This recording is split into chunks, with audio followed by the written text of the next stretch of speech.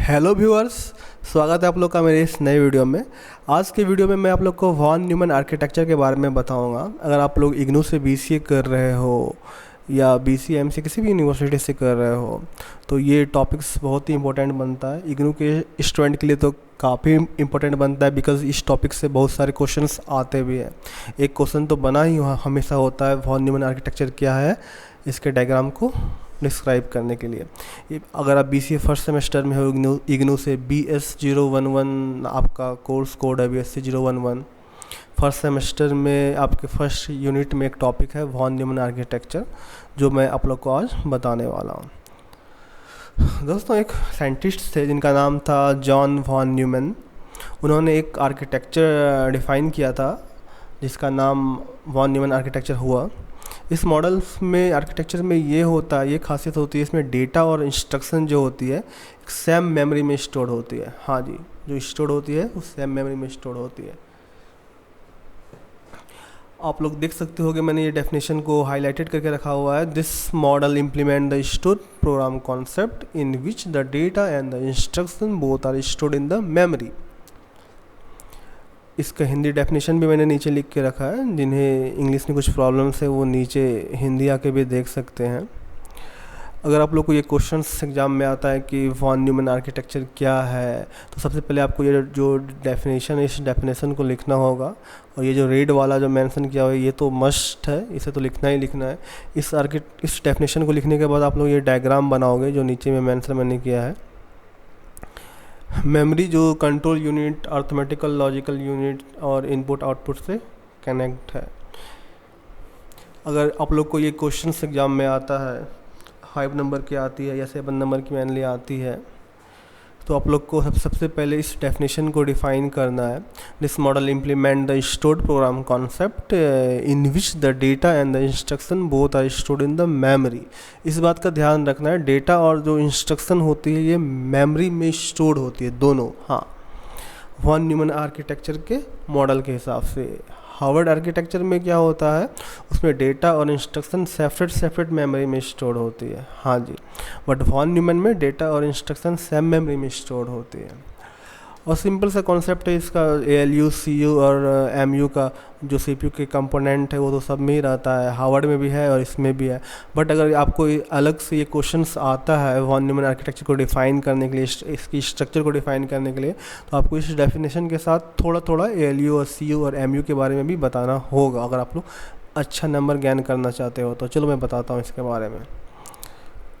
इस आर्किटेक्चर को ड्रॉ करने के बाद आप लोग थोड़ी थोड़ी इनपुट के बारे में, आउटपुट के बारे में, कंट्रोल यूनिट के बारे में, ALU के बारे में आप लोग डिफाइन करोगे। इनपुट आप देख सकते हो, this is the process of entering data and the program into the computer system.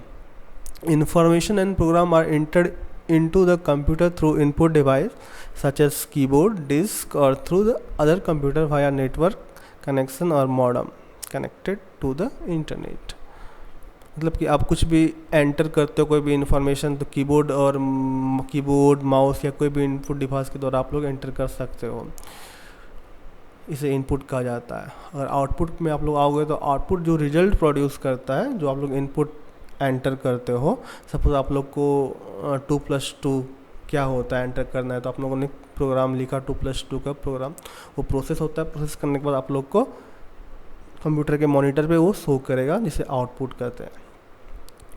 Output में क्या है, this is the process of producing result from the data for the getting useful information. Output device display information on the screen, monitor, printer, जो भी output device होती है उस पर output का रिजल्ट शो करता है।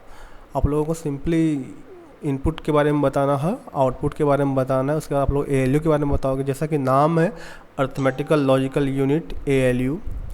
The arithmetical logical unit is an important component of CPU which carry the actual execution of the instruction.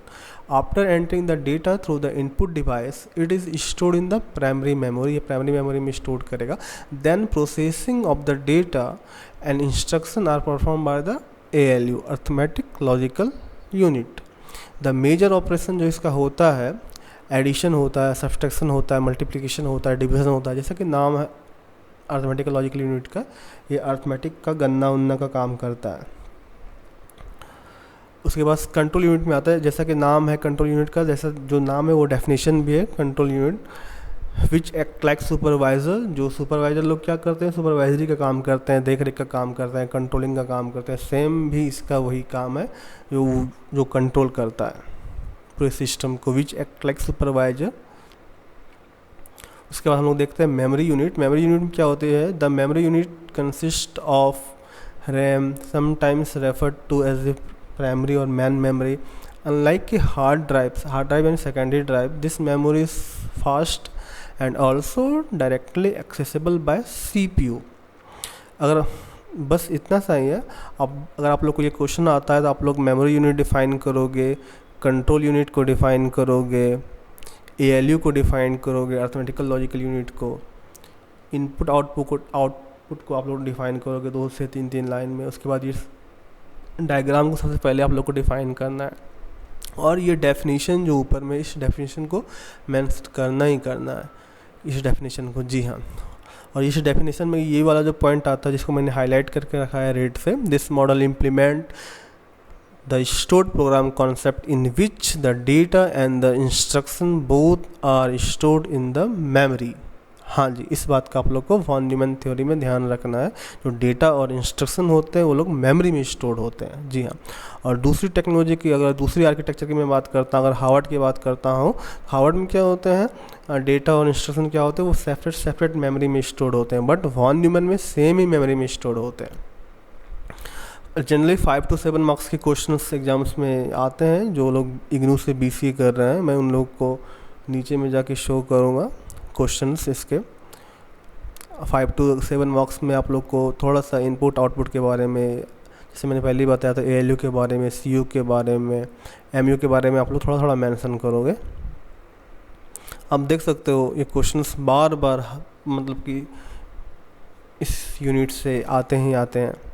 Discuss the various component of computer as defined in von Neumann architecture.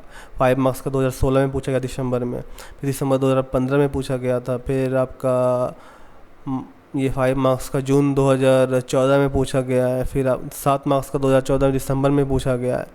प्रत्येक exams में, BCA के exams के first semester में ये question बनता है von Neumann architecture से, जो यूनिट 1 में है, यूनिट ब्लॉक 1 में, यूनिट 1 में है, 1.4 वाले सेक्शन में आता है। मैं आशा करूँगा कि इग्नू के सारे सिलेबस को मैं एक एक करके आप लोग के सामने रखता जाऊँगा। आशा करता हूँ आप लोग को ये वीडियो पसंद आई होगी। जल्दी मिलता हूँ एक न्यू वीडियो के साथ, तब तक के लिए धन्यवाद।